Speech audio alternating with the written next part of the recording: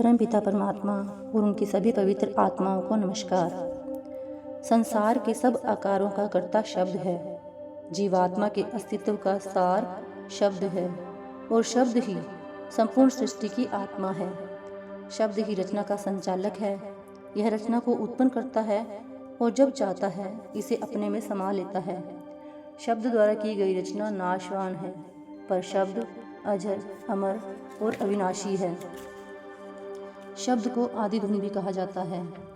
वह गुप्त परमेश्वर चेतनता के अथाह सागर में से उठी इस तरंग, मौज या धुन धदकार के रूप में ही प्रकट हुआ है। उस मौज, धारा या ध्वनि ने ही अलख, अगम और सतनाम के निर्मल रूहानी मंडलों की रचना की है। शब्द ने ही काल, माया, तीन गुणों और पांचों तत्वों की रचना की है। शब्द से ही सारे खंड ब्रह्मांड अस्तित्व में आए और शब्द ही चंद्र, सूर्य, धरती, आकाश आदि का कर्ता और आधार है। दृश्यमान रचना का कर्ता भी शब्द है और आत्मा रूपी ज्योति भी शब्द रूपी परम ज्योति में से प्रकट हुई है। वास्तव में सारी सूक्ष्म और स्थूल, जड़ और चेतन रचना का कारण और कार्य एक शब्द ही है। शब्द परमात्मा के अस्तित्व का सार है और यही जीवन और चेतनता का मूल स्रोत है। शब्द सृष्टि का रचनाकार ही नहीं, इसका प्रतिपालक और रक्षक भी है।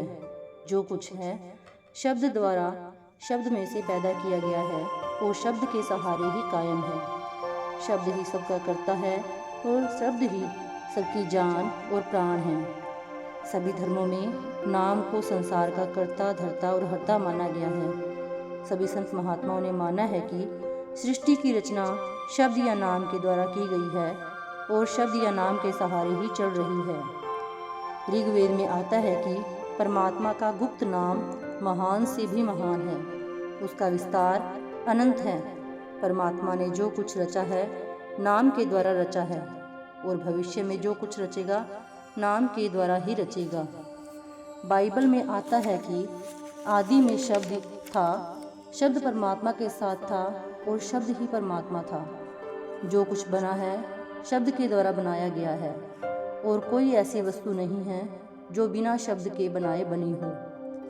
कुरान शरीफ में भी सृष्टि की रचना कलमा, कलाम, कोल या कुन से मानी गई है। शब्द परम धाम से उठकर अनेक रूहानी मंडलों की रचना करता हुआ मनुष्य के अंदर आंखों के पीछे आ रहा है। इन रूहानी मंडलों में से संत महात्माओं ने 5 मंडलों का विशेष रूप से उल्लेख किया है। इन 5 मंडलों की प्रकृति अलग अलग है, इसलिए इनमें शब्द की धुन या आवाज़ अलग अलग प्रकार की सुनाई देती है। एक छड़ी को पत्थर, लकड़ी, लोहे के पत्थर, मढ़ी हुई ढोलक और सितार के तार पर मारें तो अलग अलग प्रकार की आवाज़ पैदा होती है।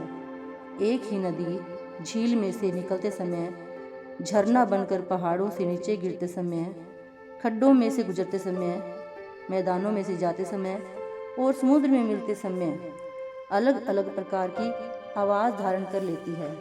इसी प्रकार एक ही शब्द आंतरिक 5 रूहानी मंडलों में से गुजरते समय अलग अलग आवाज़ पैदा करता है। इसलिए संतों ने इसे 5 शब्द भी कहा है। आध्यात्मिक मंडलों में स्थूल घंटे, शंख आदि नहीं बज रहे हैं। इन मंडलों की सूक्ष्म धुनें अपना उदाहरण आप हैं। संत महात्माओं ने आंतरिक आवाज़ों का संकेत देने के लिए बाहरी आवाज़ों के उदाहरण दिए हैं। उन्होंने आंतरिक धुनों के सुनने को परमात्मा की भक्ति कहा था। हमने बाहरी धुनों के सुनने को ही परमात्मा की भक्ति मानना शुरू कर दिया। इन बहुत सी ध्वनियों में से 5 प्रमुख ध्वनियों को 5 शब्द या 5 नाद कहा जाता है।